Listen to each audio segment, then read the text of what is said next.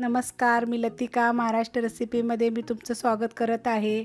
आज मी तुम्हाला लाल मटापासून कटलेट बनवून दाखवणार आहे। पण त्याआधी चॅनलला सबस्क्राइब करा आणि बेल आयकॉनवर क्लिक करा। लाल मटाची भाजी आहे बघा, मी कापून घेतलेले, थोडे देठ घेतलेले, हे अर्धी पेंडी घेतलेली आहे मी, कारण मी तुम्हाला थोड्या प्रमाणात दाखवते। आणि अशी कापून घ्यायची बघा। शिजवलेला बटाटा आहे बघा, असा खिसून घ्यायचा, एकदम जास्त शिजवायचा आणि असा खिसून घ्यायचा आहे।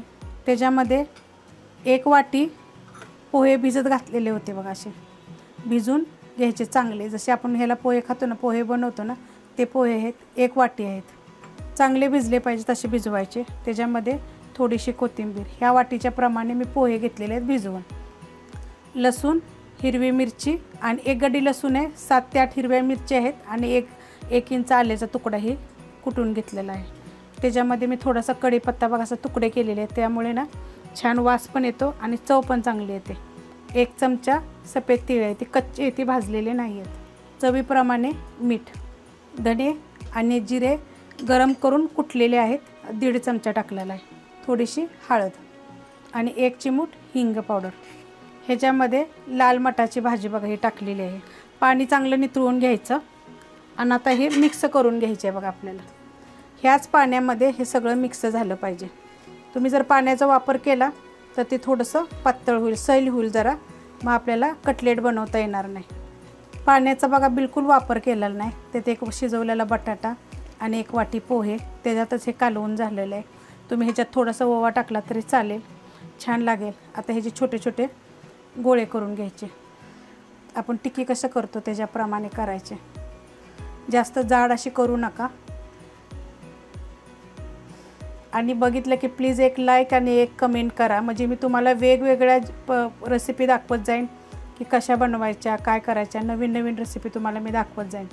पण जेवढे लाईक असतील, जेवढे कमेंट असतील, तेवढ्या मी वेगवेगळ्या रेसिपी तुम्हाला दाखवणार आहे। तर बघा अशा पद्धतीने करून घ्यायचं, छोट्या मोठ्या केल्या तरी चालतील तुमच्या हिशोबानं। तर मी बाकीच्या करून घेते। हे मी बनवून घेतलेले आहेत, एक ते चवीला एक ते छान लागते, ती टेस्टी, तुम्ही करून बघा। तेल गरम करत ठेवलेलं आहे, तेल चांगलं गरम झालं की नाही की गॅस बारीक करायचं, तर आपलं तेल चांगलं गरम झालेलं आहे बघा। तर ह्या अशा पद्धतीने बारीक अशा व्यवस्थित बनवून घ्यायच्या, छोट्या मोठ्या तुमच्या पसंतीने घ्या आणि 1 सोडून द्यायचे असे, आणि एकदम स्लो गॅस करायचे बघा, फास्ट गॅसवर करू नका, म्हणजे आतपर्यंत भाजणार नाहीत। आता ह्या मी 3 सोडलेले आहेत, ती थोड्या थोड्या करूनच आपण ह्याला चांगले क्रिस्पी अशा तळून घ्यायच्या।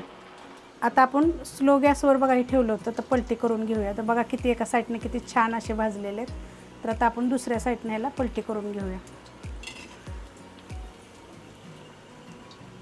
जेवढं तुम्ही स्लो गॅसवर कराल का नाही तेल गरम झाले तेवढ्या चांगल्या होतील बघा ह्या। बघा आता ह्या वरती तरंगायला लागल्या, इतक्या छान आणि क्रिस्पी एकदम मस्त झालेल्या आहेत ना। तुम्ही करून बघा, एक वेगळी अशी नवीन अशी मी रेसिपी तुम्हाला दाखवलेली आहे। तर प्लीज लाईक करा आणि सबस्क्राईब करा मला, आणि कोणी शेअर करत नाही तुम्ही लोक शेअर पण करत जा माझ्या व्हिडिओ। जर आवडले तर लाईक करा, सबस्क्राईब करा, कमेंट करा आणि शेअर बी करा।